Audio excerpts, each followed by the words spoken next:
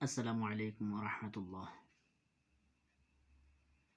আলহামদুলিল্লাহ, আল্লাহ পাক রব্বুল আলমিনের লাখ কোটি শুক্রিয়া। আল্লাহ রব্বুল আলমিন আমাদেরকে সুস্থ রাখছেন এবং সুন্দরভাবে জীবনযাপন করার তৌফিক দান করছেন।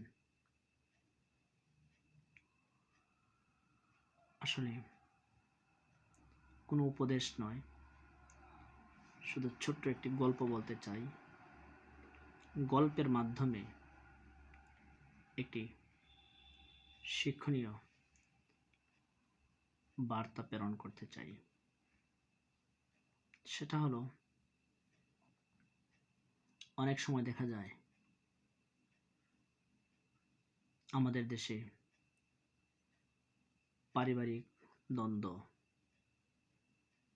স্বামী স্ত্রীর মধ্যে দ্বন্দ্ব,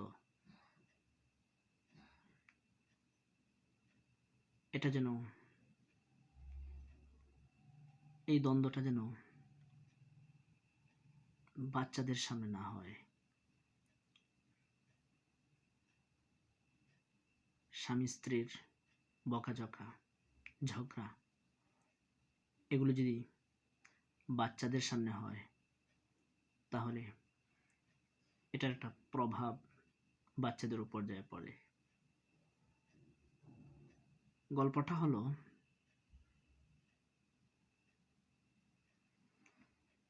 এক দম্পতি, স্বামী তার স্ত্রীর নাম ধরে ডাকে, স্ত্রীও স্বামীর নাম ধরে ডাকে। ফাঁকে একটা কথা বলে ফেলি, এটা এখন স্বাভাবিক হয়ে গেছে স্ত্রীরা স্বামীর নাম ধরে ডাকা। এটা একটা আধুনিক হয়ে গেছে, এটা একটা মডেল হয়ে গেছে। না, এটা ঠিক নয়। পূর্বের মুরব্বীরা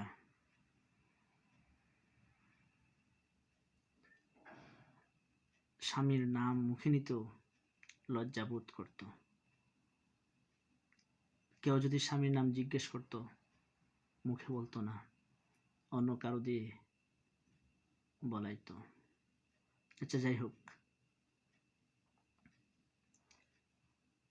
তারা যখন একে অপরের নাম ধরে ডাকে, তাদের ঘরে একটা ফুটফুটে সুন্দর সন্তান হয়েছে। আস্তে আস্তে ধীরে স্থিরে সন্তানরা যখন বড় হয়ে উঠতেছে, এদিকে তাদের চিরাচরিত নিয়ম অনুযায়ী স্ত্রী তার স্বামীর নাম ধরে ডাকে, স্বামী তার স্ত্রীর নাম ধরে ডাকে। বাচ্চা আস্তে আস্তে বড় হয়েছে, কথা বলতে শিখছে। এখন বাচ্চাও তার মায়ের নাম ধরে ডাকে, তার বাবার নাম ধরে ডাকে। যেমন উদাহরণ, একটা ছদ্মনাম, স্ত্রীর নাম বেবি আর স্বামীর নাম ট্যাক্সি। তো স্বামী যখন তার স্ত্রীকে বেবি ডাকে, স্ত্রী তার স্বামীকে ট্যাক্সি বলে ডাকে। এখন বাচ্চার মাকে মা বলে ডাকে না,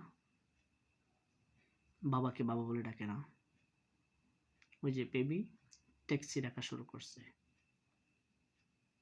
এখন দেখা যাচ্ছে মানুষের সামনেও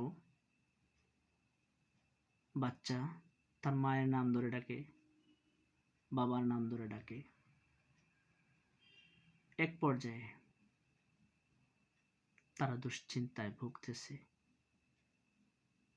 তারা এবার স্বামী স্ত্রী পরামর্শ করলো, কিভাবে এই বাচ্চার মাকে মা ডাকানো শেখানো যায়, বাবাকে বাবা ডাক শেখানো যায়। স্বামী স্ত্রী পরামর্শ করলো, চলো আমরা একে অপরকে বাবা মা বলে ডাকা শুরু করি। তাহলে বাচ্চাও শিখবে।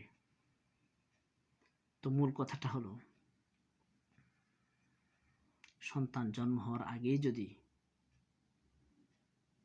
তারা পরামর্শ করত যে কিভাবে বাচ্চাকে গড়ে তোলা যায়, বাচ্চা কিভাবে বাচ্চার মাকে সুন্দর করে মা বা আম্মু বলে ডাকে, সেই শিক্ষাটা দেওয়া যায়, তার বাবাকে কিভাবে বাবা বা আব্বু বলে ডাকে, সেই শিক্ষাটা দিতে পারত, তাহলে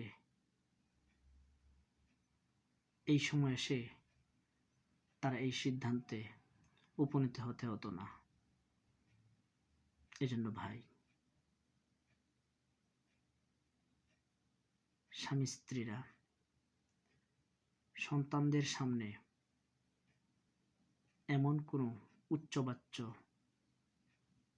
বকাঝকা ঝগড়া করবেন না যেটা বাচ্চাদের উপর প্রভাব পড়ে এক পর্যায়ে বাচ্চারা বাবা মার সাথে বেয়াদবি করতে দ্বিধাবোধ করবে না।